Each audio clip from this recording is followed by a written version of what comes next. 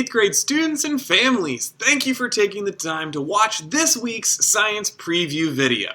We have another busy week planned, but before we jump into what's happening here in the science lab, I'd like to recognize our amazing counselors.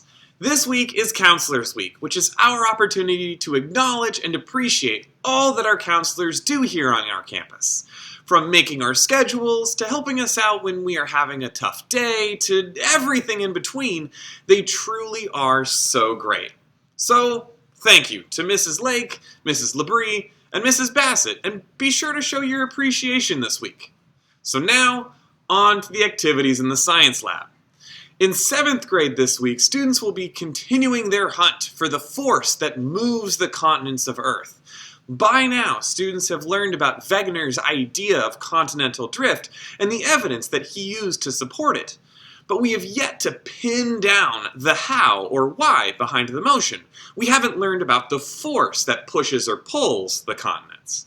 So this week we will discover more information about the interior of our Earth and how the processes that occur there provide the energy needed to move the continents.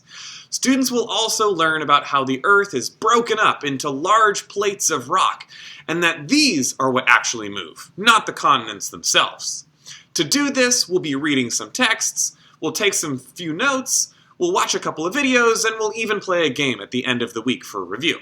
There's a lot to cover this week in 7th grade science, and for the 8th graders, we have a similarly busy week.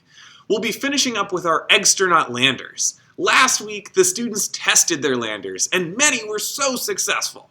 It was so cool to watch the students design fall gracefully or maybe catastrophically to the ground. This week, we'll take the data that we collected to do some science about the motion and the physics of how their landers performed. We're going to use an online software tool to analyze the lander's motion and use a worksheet to help us answer some analysis and conclusion questions about the project as a whole. The science lab will definitely be an exciting place to be this week.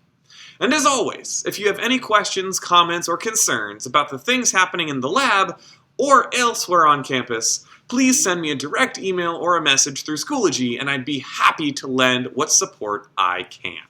Have a great week this week. Remember to continue to wear a mask when you're around others, to get vaccinated or boosted if possible, to test as often as you can, and to always think like a scientist.